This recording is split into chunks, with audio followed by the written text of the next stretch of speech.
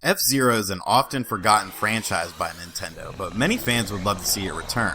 I think Sheehan realized this because Fast Racing Neo often feels like a love letter to F-Zero. Does Sheehan manage to deviate their game enough from the source material provided by F-Zero to make it a memorable experience, or is it just a flash in the pan? Let's get one of the big topics out of the way.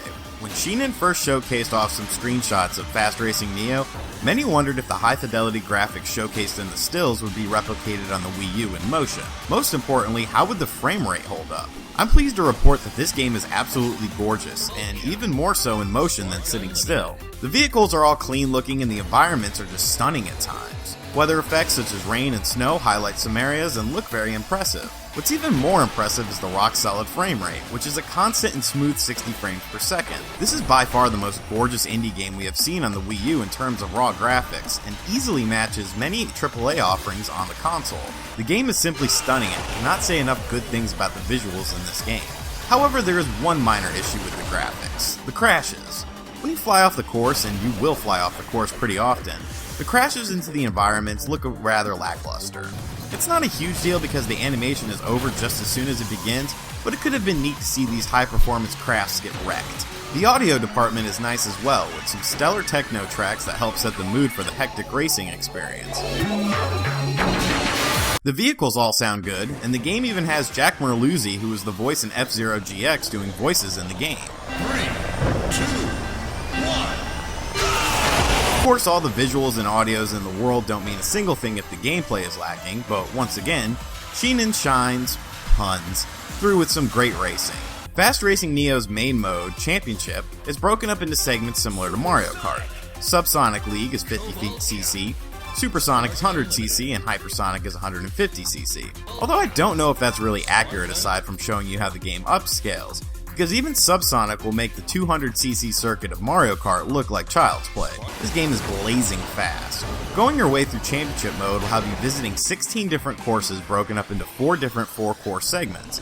If you finish in the top 3 overall, you move on to the next segment, much like in Mario Kart. Courses are varied and each one feels distinct enough to warrant playing. Some have you flying through the air with jumps, some have you grounded in tight corners, and they all want you to master the course. Course mastery is vital to the gameplay as well. Fast Racing Neo uses an interesting gameplay mechanic to keep you on your toes while racing. Each area of the course has both blue and orange segments. You must switch your phase by pressing X or L, and doing so correctly on the right color will give you a speed burst. Using the wrong color will slow your vehicle down. It's an interesting mechanic that reminds me a bit of Ikaruga, which had you switching back and forth due to enemy colors. Orbs are spread out on the course, which add to your boost meter. Hitting the boost meter in spots is essential for staying in the race, as even at the easiest difficulty, the AI is pretty aggressive and fast. You can knock out computer opponents by boosting into them, however, so be sure to use that to your advantage. Another gameplay element to master is leaning. Using the ZL or ZR button will lean your vehicle left or right respectively, which is crucial for tight corners. One minor quibble I have is the gamepad use. The gamepad is only used for off-TV play, and while it looks gorgeous on the screen, I would have been interested to see what additional features could have been added to the gamepad.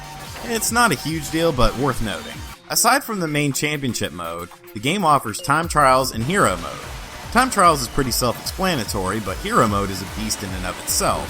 Hero mode will not unlock until all difficulties are defeated in championship mode, and offers even more difficulty. One crash ends the race, and you must finish in first. It adds a whole new element of precision and speed to the game. Rounding out the game modes are local and online multiplayer. Local multiplayer supports up to 4 people, and online supports up to 8 racers at once. You can narrow it down from worldwide racers to just friends. The game runs very well during online races, and I didn't experience any lag or slowdown, which is a real treat. Servers are prone to issues, however, so it'll be interesting to see if the high quality of the servers can continue. Unfortunately, there is no voice chat or real robust extra online features, but this didn't bother me too much. Sheehan has created a game that pays homage to F-Zero, but with enough unique characteristics to make it stand out on its own. The level of polish in this game is amazing, and the fact that it's an exclusive indie game is just the icing on the cake. For a meager $15, you can get one of the fastest and most gorgeous racing games on any platform, which is a true testament to the programming power of Sheehan. Fast Racing Neo is easily a must-own title for the Wii U, and arguably one of the best third-party games on the system.